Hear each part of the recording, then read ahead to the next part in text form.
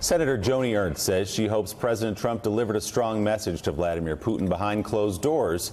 But should the Senate find out exactly what was said there? The Iowa Republican joins us now. She serves on the Armed Services Committee. Senator, thank you so much for your time this morning. We appreciate it.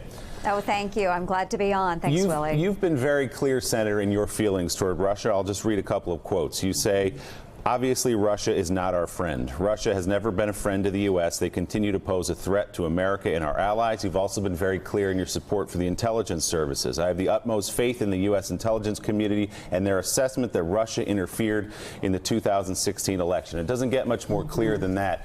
Are you satisfied with the president's explanation of his feelings about the Russian interference in the 2016 election? The president should have been much clearer. As I have stated time and again, you read some of my quotes, Russia is not our friend. And anytime we approach Russia or thoughts of Russia, we should always operate under the assumption that they want to undermine the United States of America. So given your feelings, Senator, about Russia, how did you feel on Monday when you watched the president stand at that lectern next to the president of Russia in Helsinki and pass on an opportunity to confront him or at least to condemn Russia and make clear the way he felt? I was disappointed, Willie. This was a tremendous opportunity for America to go forward and show strength against Russia, and that didn't happen. Again, the president should have been much, much clearer. There are so many Russian aggressions that we could have brought up in that opportunity. We should have pushed back very heavily, going all the way back to Crimea, the invasion of Crimea by Russia. There are gray zone opportunities involving many of our Balkan friends, especially our sister state to Iowa, Kosovo. There are so many activities out there, and we lost an opportunity to bring those up. Hi, Senator. Thanks so much for joining. You say that you hope that the president in private delivered a stronger message, but what we know about the president's meeting in the Oval Office with Russians a day after firing Comey is that he actually did let slip some classified information about Israel. So do you hope that the president did that, or do you demand an answer about whether he did that? And how do you get that answer since no one else was in that room? How far are you prepared to go in terms of demanding an answer? I do think that you bring up a great point, that no one else was in the room other than the translator. We know that to be true. But the president should not go into those meetings without someone that is able to record the message, take down those notes.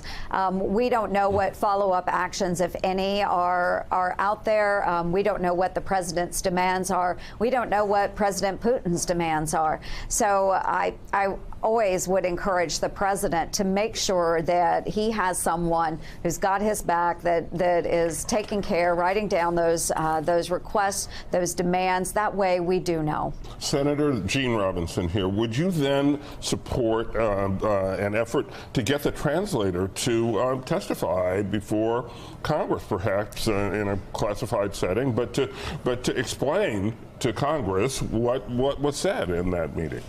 I would state that if the translator is to be questioned, that it should be our intelligence agencies that are doing that questioning. Again, knowing the context of the conversations, I think that would be the appropriate place to start. To make a show of it at Congress, I don't know that would help the situation any, but certainly if we need answers, it needs to be done through the intelligence community. Senator, good morning. Rick Tyler. The Congress, of course, is a co-equal branch of the executive branch. Constitutionally, foreign policy resides in the executive branch, but a lot of Americans are worried that we're projecting weakness overseas with these two meetings, one with Kim Jong-un and the other with Vladimir Putin, the two dictators. What leverage does the Congress have? What are you prepared to do to reassure Americans if this foreign policy continues to go in what is seemingly to many a disastrous direction? Well, I'm going to push back because I think the meeting with the North Korean leader was extremely important. We have to have dialogue. We have to have communication to move us forward if we ever expect to denuclearize the Korean peninsula. So I actually do think that is a step in the right direction. I think that a step in the right direction could have had with President Putin if it had been done in a more transparent type of situation if we had gone forward, if the president had gone in from a position of strength.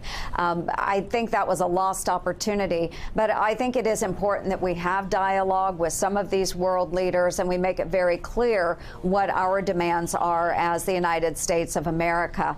I appreciate the dialogue, but again, I wish that we had seen different communications coming from the president, especially as it applies to Russia. Senator, it's Sam Stein here. Your colleague, Chris Murphy, had some fairly tough words for Republicans in the chamber, saying that they've abdicated the responsibility to serve as a national security check on the president. What I've heard from you these past couple minutes has been condemnations of the president's conduct, but no actual tangible moves to provide some sort of semblance of checks or balance on some of the things that happened in Helsinki. For instance, you say you don't think it's your committee's purview to bring in the translator. Are you supportive of any legislation, for instance, that would further sanctions on Russia, maybe even take the power out of the president's hands and put them in the DNI's hands?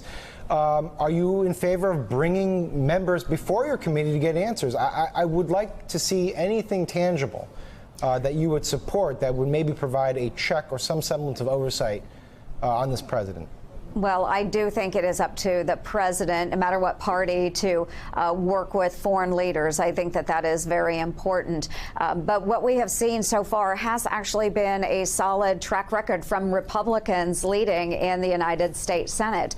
I spearheaded an effort that provided lethal aid to Ukraine, which is something that the Obama administration pushed back against. We would only provide non-lethal aid to the Ukrainians. We do have sanctions on Russia.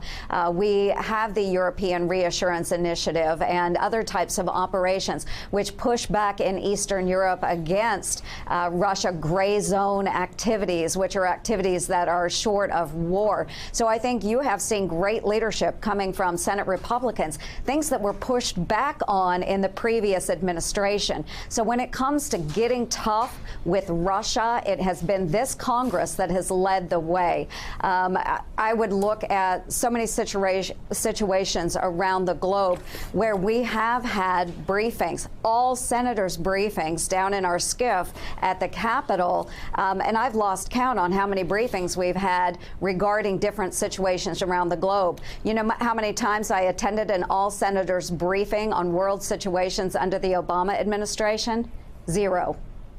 Senator Ernst Elise Jordan here, switching gears slightly to another foreign policy issue that hits near and dear with about 500,000 of your constituents, the tariffs that Donald Trump is proposing. What are you hearing from your constituents in Iowa farmland about how these tariffs are going to affect their lives and livelihoods? And what are you proposing that Congress do to check the president's power over what seems to be a fairly ad hoc trade policy? Well, we continue to have discussions, and you're right. I am hearing from Iowans every single day. I spoke with some corn growers yesterday. Our soybean folks were in last week. Our pork producers send messages, and we communicate with them as well. They have been hit very hard.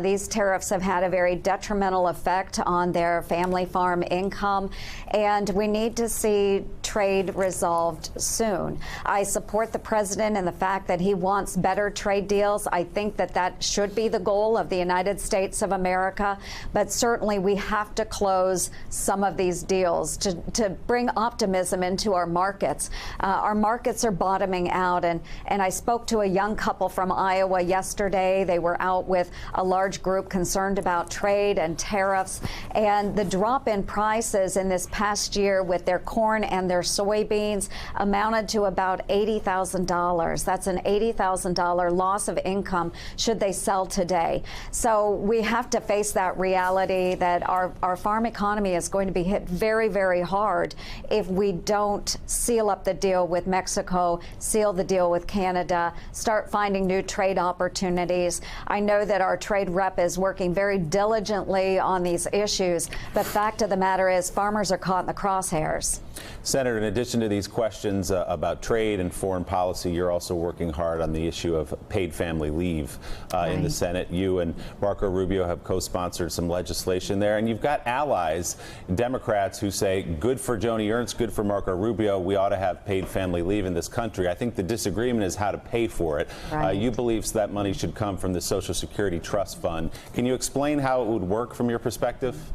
Certainly. One of the ideas that we have discussed is because we are tracked as individual workers, we know what our retirement income from Social Security will be and what a mother or father could do upon the birth of a child or the adoption of a child is apply for those benefits through Social Security disability. That way they do receive a paycheck while they are taking time off at work. And the way that would work is then that they would defer their retirement for a number of weeks. Depending on how many weeks of leave they would take off, they would then, whatever the equation would be, we haven't decided on that yet, but they would defer those weeks off at the end of their retirement. So their retirement age would bump back a little bit. But we do think it's important. We want our moms and dads to be able to spend time, great quality bonding time with their children. We know that there are a number of studies that say the more time a parent can spend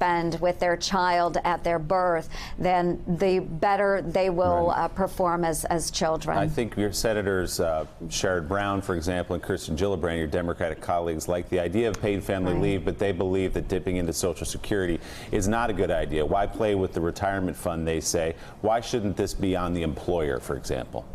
Well, again, an additional tax on the employer, and we don't have any CBO scores back on their proposal because that would be an impact. We want to see that everybody knows what their retirement benefits will be. We don't want to see additional taxes placed on the employer or the employee. We want to make sure that they have a positive way forward and know that, okay, this is my retirement. I can defer it for a number of weeks. We feel that that would be the way to go. There are only 6 states in this country that require paid family leave. Let's hope that you and Democrats can get together and figure out a way to change that. Senator Joni Ernst of Iowa. I appreciate it. We appreciate your time this morning. Thank you. Thank you, Willie. Coming up, the offer the president called incredible. Putin's proposal to give Bob Mueller access to Russians indicted for hacking Democrats in 2016 if the United States allows Russia to interrogate Americans sought by the Kremlin, and we will talk to one of those Americans who the White House yesterday would not rule out handing over. Former U.S. ambassador to Russia, Michael McFaul, joins us next on Morning Joe. Thanks for checking out MSNBC on YouTube, and make sure you subscribe to stay up to date on the day's biggest stories. And you can click on any of the videos around us to watch more from Morning Joe and MSNBC. Thanks so much for watching.